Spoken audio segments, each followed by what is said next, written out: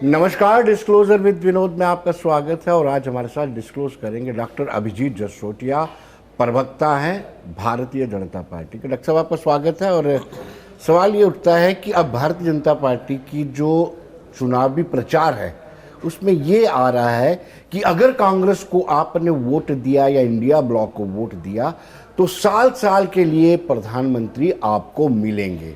क्या कोई डर है या आपको लगता है कि फ्रैक्चर मैंडेट आने वाला है या आ सकता है? देखिए, सबसे पहले तो इसके साथ एक बहुत बड़ा अक्षर है अगर।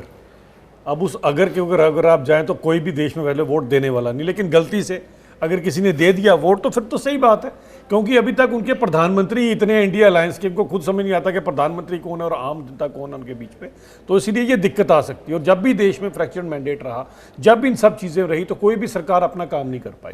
तो इसके अंदर जो बात बोली जा रही है वो सत्य, क्योंकि कांग्रेस की कुछ नीतियाँ ही इस तरह की है कि चाहे लाख कोशिश कर लें, मुझे लगता नहीं है कि देशवासी अब फिर से वो गलती दोहराएंगे जो आज तक 50-60 सालों से हम लोग दोहराते हैं।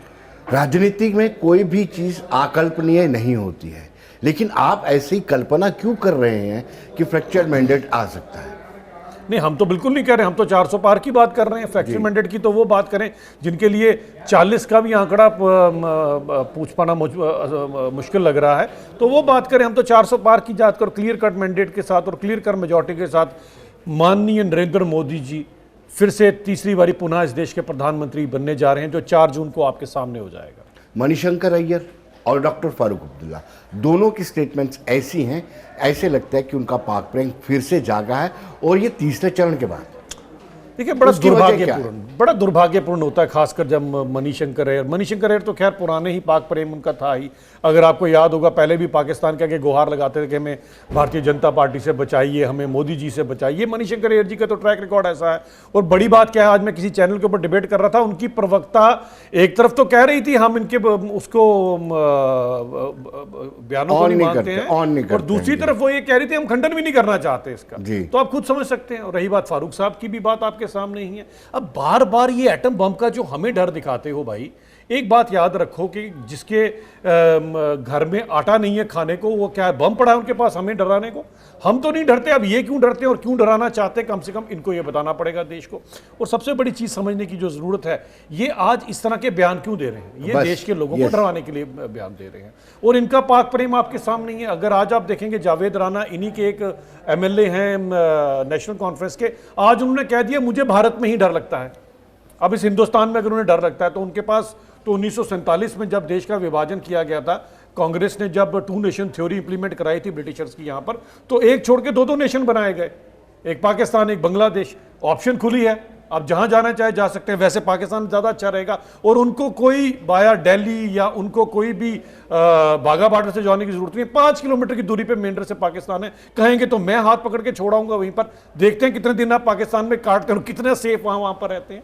तो इस तरह के जब बेतुके बयान जब कोई पार्टियां देती हैं, और खासकर जब मासूम लोगों को डराने की कोशिश की जाती है, एक बात याद रखिएगा, इस देश का प्रधानमंत्री नरेंद्र मोदी है।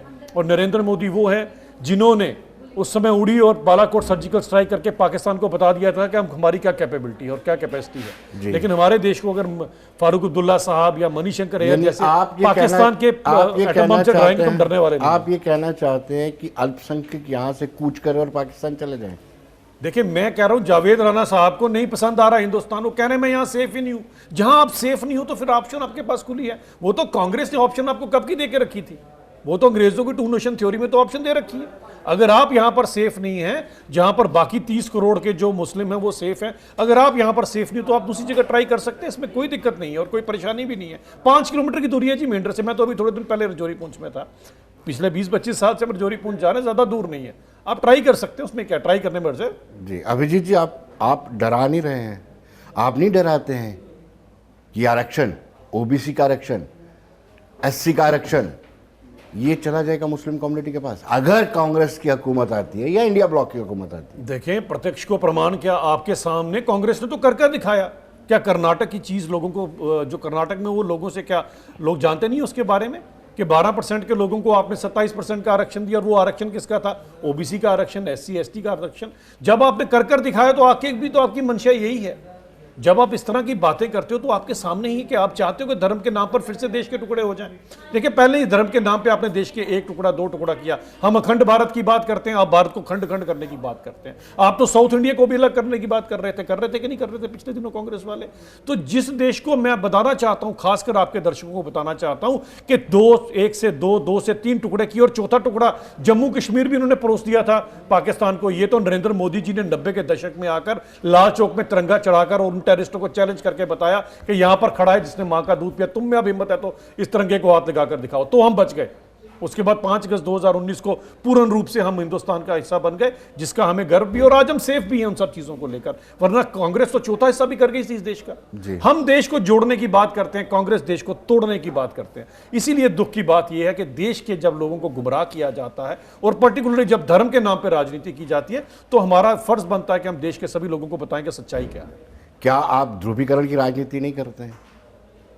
जिस तरीके से आप हिंदुओं को मुसलमानों से डरा रहे हैं, या फिर ये कह रहे हैं इस विशेष समुदाय को आरक्षण मिल जाएगा, क्या ये ध्रुवीकरण की राजनीति नहीं है? विनोद जी, बाबा भीमराव रामजी अंबेडकर ने जब हमें इस देश का संविधान दिया था, वो देश का संविधान के अंदर बिल्कुल स्ट्रिक्टली मैनेज डिफाइंड था कि SC ST और OBC समुदाय को उनका, क्योंकि एक जाति विशेष के कारण हमारे कुछ लोगों को दुर्भाग्य रहा इस देश का, मैं कहूँगा कि जाति विशेष के कारण, किसी के काम करने की शैली के कारण आपने लोगों को जो है पीछे रखा, वंचित रखा समाज की हर एक चीज से। तो उन लोगों को अपलिफ्ट करने के लिए, ताकि समाज इक्वल हो सके, बाबा भीमराव रामजी अंबेडकर ने हमें इस देश का संविधान किया। अगर बाबा भीमराव रामजी को उस समय पता होता, उनको लगता कि धर्म के नाम पर अगर किसी को आरक्षण देने की जरूरत है तो वो करते।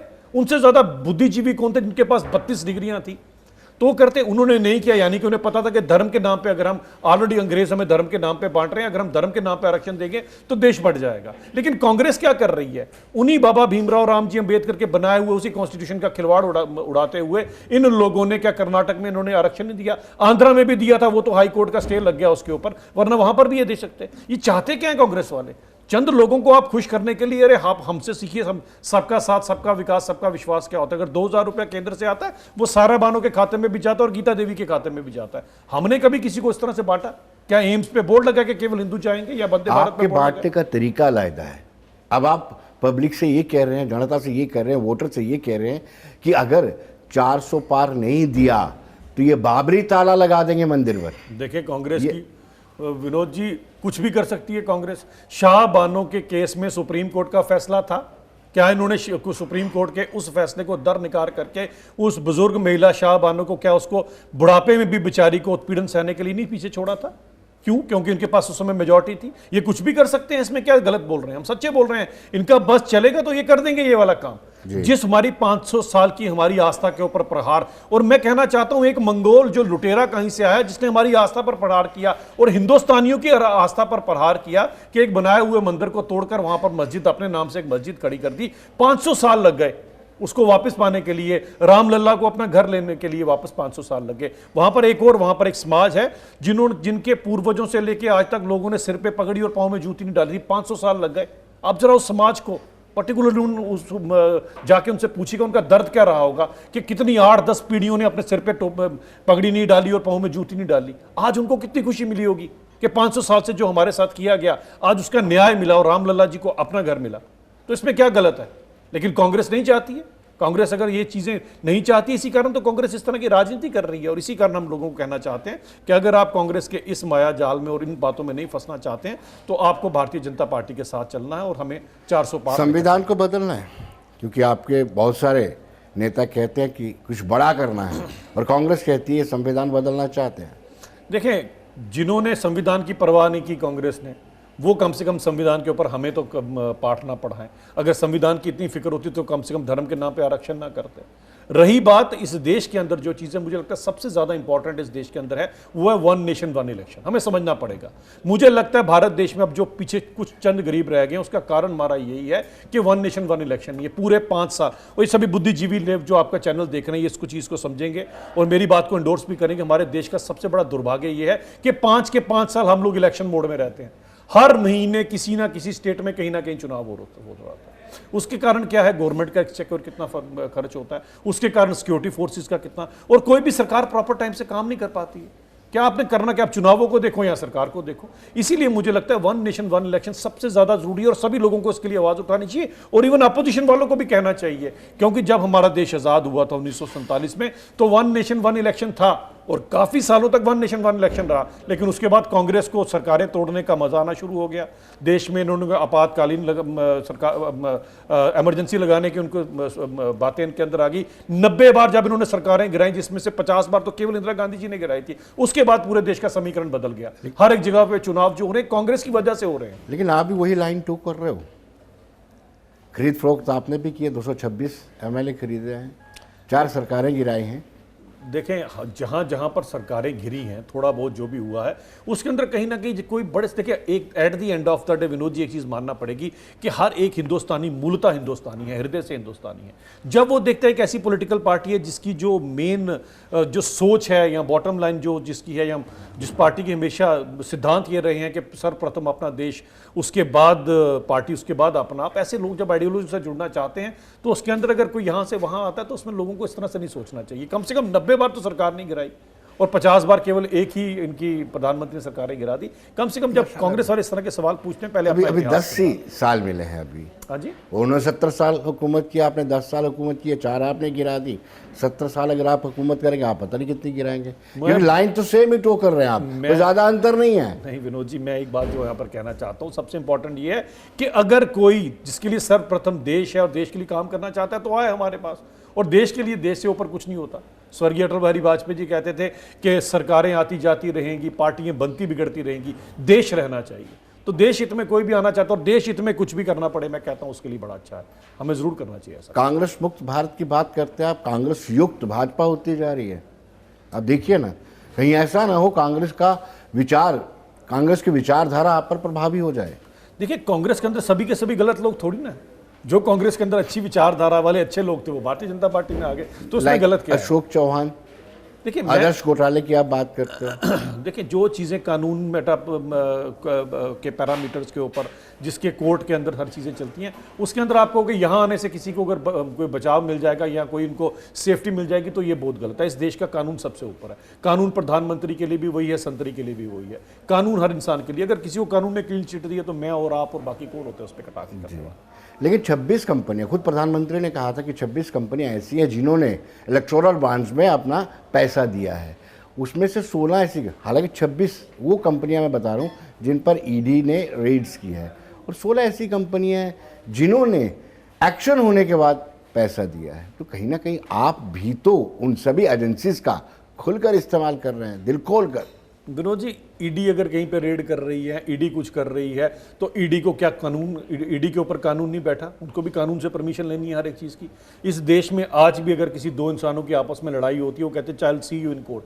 इस देश के संविधान के ऊपर, इस देश के कोर्ट के ऊपर सबको पूरा विश्वास है, सिवाय कांग्रेस वालों को छोड़कर, बाकी सबको पूरी तरह से विश्वास है। तो इस तरह की बात कहनी कि उनके ऊपर फिर ऐसा हो गया तो रुकेगी कार्रवाई, किसी की नहीं रुक सकती। अगर अभिजीत जसरोटिया भी कोई गलत काम करेगा तो मुझे भी कोई नहीं बचा सकता कि मैं भारतीय जनता पार्टी का प्रवक्ता हूं, मुझे भी कोई नहीं बचाएगा। तो इससे निश्चिंत हो जाइए कि इस देश का कानून सबसे ऊपर है। अभिजीत जसरोटिया ये भी कहते हैं कि 1987 की रिगिंग आतंकवाद के लिए जिम्मेदार है। क्या वो रिगिंग के जो पीड़ित थे वो कोर्ट में नहीं गए? क्या उनको कोर्ट पे भरोसा नहीं था? देखिए, अगर मुझे ऐसी चीज़ थी तो उस समय, अरे कोर्ट का भरोसा, जो मैं आपको बताना चाहता हूं कि भरोसा तो लोगों को था, लेकिन कोर्ट के रास्ते में कौन आता था? जी, 87 की रिगिंग की आप बात करते हैं, मैं कहता हूं 87 से लेके 2022 तक, 21 तक आप लेकर चलिए, इतने सालों के अंदर 20-30 साल हो गए। 20-30 सालों में 3-4 मुख्यमंत्री बन गए। वो 4 मुख्यमंत्री जो मेन मैं कहूं बीटा कराटे, शबीर शाह और यासीन मलिक, क्या ये गुनाहगार नहीं थे? ये तो अपने मुंह से कहते थे हम गुनाहगार हैं, लेकिन कानून तक पहुंचने नहीं दिया। किसने नहीं पहुंचने दिया? इन्हीं मुख्यमंत्रियों ने, जिन्होंने अपनी कुर्सी के पीछे इनको छुपा कर रखा। आज तो उनको कश्मीरी पंडितों के लिए ये लोग गड़ियाली आंसू बहाते हैं। 30 साल तक ये लोग, किसी को नेल्सन मंडेला कहा जाता था विनोद जी, और आप हैरान रह जाएंगे, एक को तो गांधी की उपाधि दी गई थी।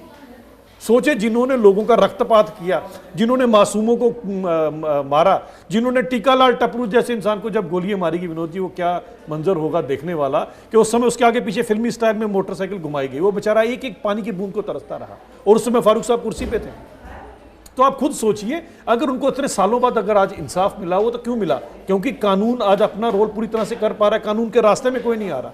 ये लोग तो अपनी कुर्सियां, मुख्यमंत्री की कुर्सियां लगाकर बैठ गए थे उनके रास्ते में, तभी तो उनको इतनी बड़ी बड़ी खिताब देके, पदवियां देके बैठाया हुआ था उन्होंने। तो आप समझिए कि कानून इस देश में पूरी तरह से काम कर रहा है, ईडी भी अपना काम कर रही है, सीबीआई भी काम कर रही है, और कम से कम भारतीय जनता पार्टी कहीं पर भी कोई दखलंदाजी नहीं कर रही। आप बिट्टाक्राटे यासीन वली की बात कर रहे थे, आपने तो आतंकी सरगनाओं के साथ भी हाथ मिलाया, यानी बातचीत की है।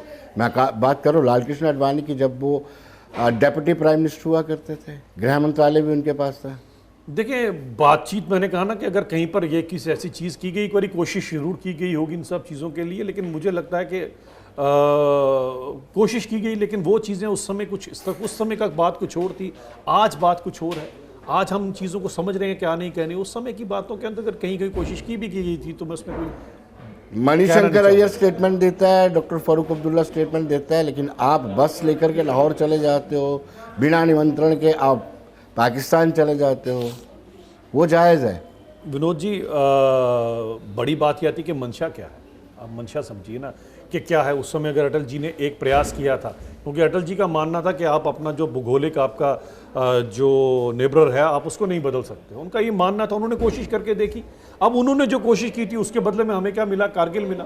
तो अब वो जो कोशिश थी, हमें पता लग गया कि कारगिल जो पाकिस्तान है केवल और केवल एक भाषा समझता है, जो नरेंद्र मोदी जी ने अच्छी तरह से समझा रहे हैं, यानी कि उड़ी की भाषा समझता है, बालाकोट की भाषा समझता है। तो मुझे लगता है कि जब ये चीज़ें हमें पता लग गई, एक बार हमने कोशिश करनी है, एक बार तो सबको मौका देना चाहिए।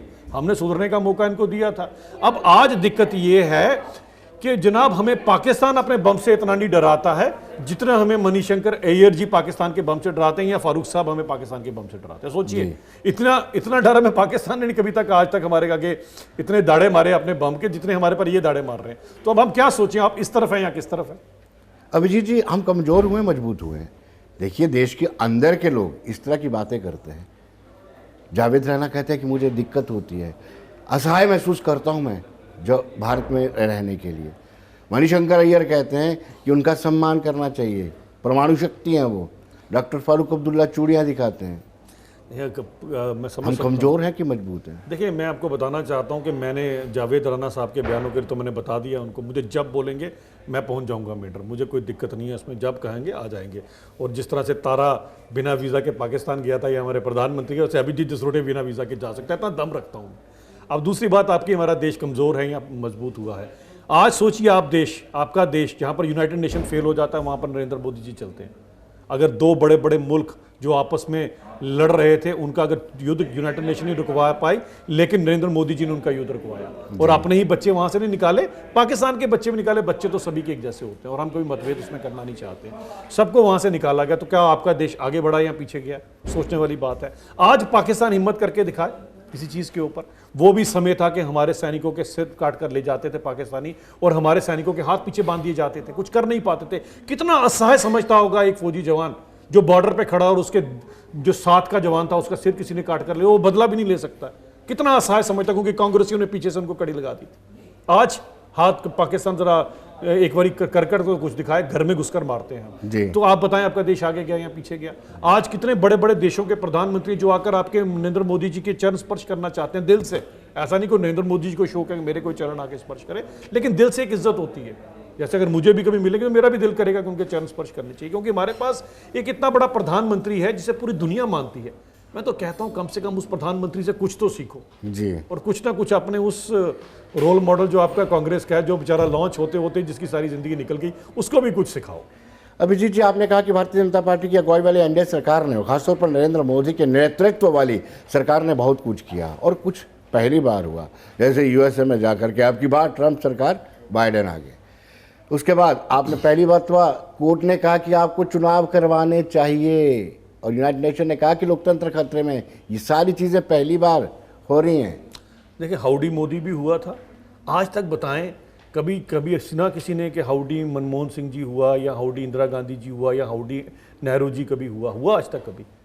या विंस्टन चर्चिल नेहरू जी हुआ? उनके देश में कभी ऐसी घटना आपने सुनी? इतने सालों से हमारे पास भी बड़े अच्छे प्रधानमंत्री रहे।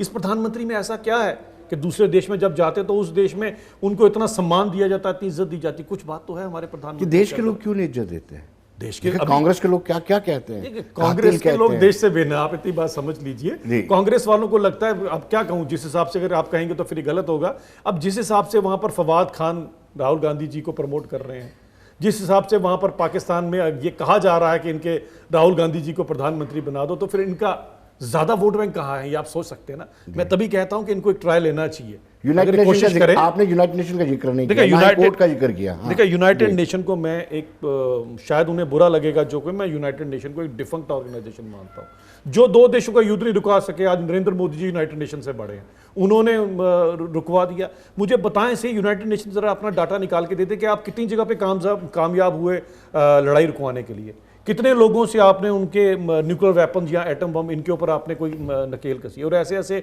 गैर जिम्मेवार देशों के पास ये एटम बम और न्यूक्लियर बम पड़ा है कि जिनका खुद ही नहीं पता, उनके कहीं पर खुद के टेररिस्ट ही जाके ना उसको चला दे। तो यूनाइटेड नेशन इसमें क्या कर रहा है? यूनाइटेड नेशन आज भी उन्हीं देशों के साथ चल रहा है जो देश अपने आप को सो कॉल्ड बड़े बड़े देश बोलते हैं और वो एक दूसरे देशों को वेपन बेचते हैं।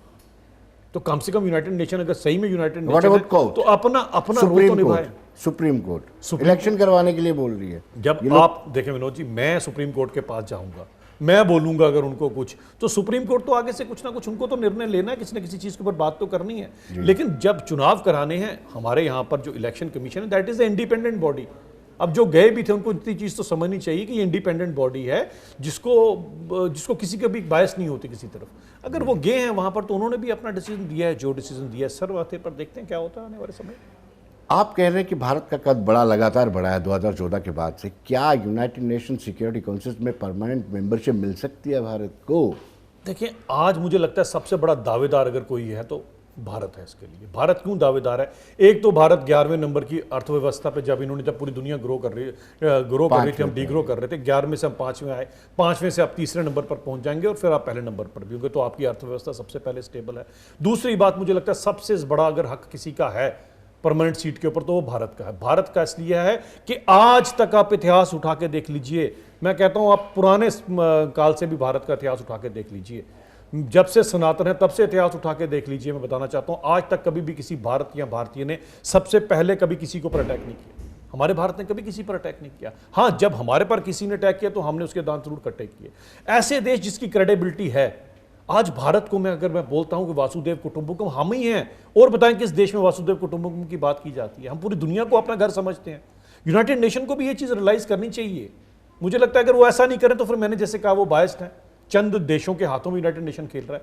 अगर यूनाइटेड नेशन को सही में अगर अपने आप को credible organisation, because people have lost their trust in United Nation, I definitely like this thing, these lines to be carried to United Nations also, कि people have lost their trust in you. अगर आप चाहते हैं trust तो सबसे पहले भारत को मौका दीजिए आगे आने का। भारत ही एक ऐसा देश है जो सबको लेकर साथ में चला जाता है। आपके सामने आप देख लीजिए, टर्की में भूकंप आया और वहां टर्की में किस तरह के षड्यंत्र भारत के खिलाफ होने जाते हैं, लेकिन सबसे पहले उनकी मदद के लिए कौन पहुंचा? हम पहुंचे। अरे पाकिस्तान में भी अर्थक्वेक आया था, हम उनकी मदद के लिए भी पहुंचे थे। बाढ़ आई थी, हम उनकी मदद के लिए भी पहुंचे थे। मालदीव्स डूब रहा था, हम उन्हें बचा रहे थे, पानी हम यहां से मालदीव्स को पिला रहे थे। अब मालदीव्स जाके चाइना के गोद में बैठ गया हुआ है। इन लोगों को हमारे यहाँ पर एक, अगर आपने गुरबानी पढ़ी हो या पंजाबी अगर आपको आती है, उसमें कृतघ्न एक लफ्ज होता है। ये कृतघ्न लोग हैं तो क्या करें? लेकिन भारत अपने बड़े भाई होने का, सबसे प्राचीन सभ्यता होने का, सनातनी होने का अपना पूरा रोल निभाएगा। और ये चीज यूनाइटेड नेशन को रियलाइज करनी चाहिए। बातें तो ये भी चल रही है कि सारी चीजें भारतीय जनता पार्टी ही मैनेज करती है। लाइक पित्रोदा आपका आदमी है, आचार्य प्रमोद आपके आदमी हैं, पाकिस्तान के मिनिस्टर भी आप के खाते में जोड़े जा रहे हैं जो राहुल ऑन फायर की बात करते हैं। अरे ये बात मुझे बताएं जरा, अगर ये सब के सब हमारे आदमी हैं, यहाँ पर ये सब कुछ कर रहे हैं, तो लिटरली हम इनको वहाँ बैठ के सबक सिखाएं और कम से कम इतनी हिम्मत ना हो भारत के खिलाफ बात करने की इनकी। ये इनको कौन लेकर अपने साथ चलता है? आचार्य जी की बात करें, मुझे याद है मैंने आचार्य जी के साथ कितनी डिबेटें की हुई हैं। उस समय तो वो पूरे के पूरे कांग्रेस की बातें किया करते थे। अगर आज उनको भी रियलाइजेशन होगी है कि देश सर्वप्रथम है, देश के अंदर हमें होता है, इंसान के अंदर कहीं ना कहीं वो बात, मैंने कहा ना, मूलतः हम लोग है तो हिंदुस्तानी है। अगर वो लोग आचार्य अगर आज देश की बात कर रहे हैं या देश हित में बात कर रहे हैं, अच्छी चीज़ है। सैम पित्रोदा ने आपके सामने अगर बयान दिए तो क्यों दिए? कारण बताया ना क्या है। जो बातें कांग्रेस कहती है वही ये बोलते हैं। आज मणिशंकर अय्यर आज से पाकिस्तान का गुणगान गा रहे हैं। पाकिस्तान की असेंबली के उन्होंने क्या कहा था, जाकर गुहार लगाई थी ना कि हमें बचाइए। तो आप एक चीज समझिए कि आज कांग्रेस पार्टी का नाम अगर हिंदुस्तान से ज्यादा पाकिस्तान की असेंबली में लिया जाता है तो कुछ कारण तो होगा। अब पाकिस्तान हमारा भला तो कभी नहीं चाहेगा, ये तो विनोद जी आप समझ लीजिए। तो पाकिस्तान को पता है हमारा बुरा कैसे हो सकता है, इसीलिए हमारा बुरा जो कर सकते हैं उनकी मदद के लिए ये लोग हमेशा तत्पर रहते हैं। लेकिन अभिजीत जी, हर फेस में चुनाव प्रचार में तेजी आई है और तेवर भी तीखे हुए हैं। इसके दो मायने हो सकते हैं, यहाँ तो प्रधानमंत्री नरेंद्र मोदी या भाजपा के शीर्ष नेतृत्व को आभास हो गया है कि वो हार रहे हैं, या फिर आत्मविश्वास। दो कारण हो सकते हैं। सबसे बड़ी चीज़ है, दुश्मन को कभी भी कम नहीं आंकना चाहिए, भले वो दुश्मन है या कंपटीटर है आपका, उसे कम नहीं आंकना चाहिए, मेरा ये मानना है। और बड़ी बात यह है कि बड़ी मुश्किल से जाके हमारा देश अब कहीं पर एक सही लाइन पे चलना शुरू है विनोद जी। आप देख लीजिए कि 2004 में जब अटल बिहारी वाजपेयी जी ने यूपीए 1 के हाथ में सत्ता सौंपी थी तो 7% से इंडस्ट्रीज ग्रो कर रही थी, 8% से एग्रीकल्चर सेक्टर ग्रो कर रहा था, और मेरे ख्याल से 8 या 8.5% से उस समय इकोनॉमी ग्रो कर रही थी। जब आपने इनको दिए 5 साल के अंदर इन्होंने डबल डिजिट की inflation, 23% if I am not wrong, शायद गलत हो सकता है, डबल डिजिट की इन्फ्लेशन इन्होंने यहाँ पर लाकर रख दी, बेड़ा गर्क कर दिया पूरे के पूरे देश का इन्होंने। मैं आपको ये बताना चाहता हूँ कि देश में बैंकों का ये हाल होगा कि लोगों को ब्लड बैंक के अलावा दूसरा बैंकों को आपको काम करता नजर नहीं आ रहा था, ये हाल हो गया। अभी आज सुबह ही मैंने आरबीआई के एक एक्स गवर्नर हैं उनको कहते सुना है कि कांग्रेस हमारे को कहती थी कि आप जीडीपी अच्छी शो करें, इसकी आप अच्छी छवि, जीडीपी अच्छी बनाकर दिखाएं लोगों को, कहते हैं आपकी करतूत नहीं है, मैं कहां से बताऊं। आज हम जीडीपी शो करते हैं, दूसरे दिन आईएमएफ भी उसके ऊपर सील करते, अपना ठप्पा लगाता है कि यार सही बोल रहे हैं ये लोग, यहां जा रहे हैं। आपने जीडीपी तक को मैनिपुलेट करने का यूपीए 1 यूपीए 2 में कार्यक्रम दिया, जबकि आपको एक अच्छी बड़ी इकोनॉमी दी गई थी। तो खुद सोचिए, जिन लोगों ने देश का बेड़ा गर्क करके रख दिया 10 साल, क्या फिर से देश उनके हाथ में जाने थे? क्या देश का कौन सा नागरिक चाहेगा कि फिर से उनके हाथ में? आज पर कैपिटा इनकम आपकी बढ़ रही है, आज हर एक चीज में आपका अवसर बढ़ रहा है। चंद्रयान के ऊपर आप पहुंच गए जहां कोई नहीं पहुंच पाता। आज पूरी दुनिया आपका लोहा मानती है। क्यों मानती है? क्योंकि आपके पास एक ऐसा नेतृत्व है जो आपको आगे लेकर जा रहा है। हम 2047 में विकसित भारत की बात कर रहे हैं, इन्होंने तो हमें सपेरों का देश बना के रखा था विनोद जी। ये यहाँ पर 3 निशान हमें कब बचपन में मिले थे, और ये बीमारियों से हमें कब निजात मिली? जब दुनिया से बीमारी खत्म हो चुकी थी। हमने तो शाना बशाना वैक्सीन बनाई और इतने लोगों के प्राण बचा लिए। आपके वैक्सीन पर भी सवाल उठ रहे हैं, ये कहीं इलेक्शन से तो नहीं जोड़ा जा रहा है? नो जी, आपने भी लगवाई, मैंने भी लगवाई, प्रधानमंत्री ने भी लगवाई। अब ये कांग्रेस वाले किस तरह, उस समय वैक्सीन के ऊपर भी क्या बोलते थे, इसमें क्या क्या है, उस समय किस तरह के प्रोपेगेंडे किए गए, देश उस समय कितने बड़े एक दौर से मुश्किल के दौर से गुजर रहा था, ये तब भी लोगों को बरगलाने लगे हुए थे। तो इनके तो कम से कम रहने दीजिए। सही कहा था किसी ने कि कांग्रेस ने आज संकल्प ले लिया हुआ है कि हमने 50-100 साल के लिए कभी भी हमने सत्ता में नहीं आना है। इनकी करतूतें ही ऐसी है, क्या करेगा इनको, कौन समझाए। मैं तो कहता हूं इनको बड़ी जरूरत है, बैठ के आत्मचिंतन कीजिए। हम भी चाहते हैं कि एक अच्छी अपोजिशन हो। अरे 10 साल से आपके पास लीडर ऑफ अपोजिशन ही नहीं है, क्योंकि आप 10% की सीटें भी नहीं ले पा रहे। तो दिक्कत अपनी समझिए और आत्मचिंतन कीजिए, और कम से कम इतना चीज समझ लीजिए कि देश के लोग अब तरक्की चाहते हैं। देश के लोग इस जात पात से ऊपर उठ के निकल चुके हैं, धर्म की राजनीति से ऊपर जा चुके हैं। आप फिर भी धर्म की राजनीति करना चाहते हो तो हम इसमें क्या करें? लेकिन ये समझिएगा, ये अखंड भारत बनेगा और जरूर बनेगा, और हम कम से कम आपके षड्यंत्रों में ना ये देश को आने देंगे, ना हम आपके हाथ में कभी सत्ता जाने देंगे। इसके लिए पूरा देश खड़ा है, हमारे प्रधानमंत्री खड़े हैं और हम भी खड़े हैं इसके लिए। अभिजीत जी, बहुत बहुत शुक्रिया आपका, धन्यवाद। तो दर्शकों बने रहिए देश दुनिया की खबरों के लिए, और मुझे दीजिए इजाजत। नमस्कार।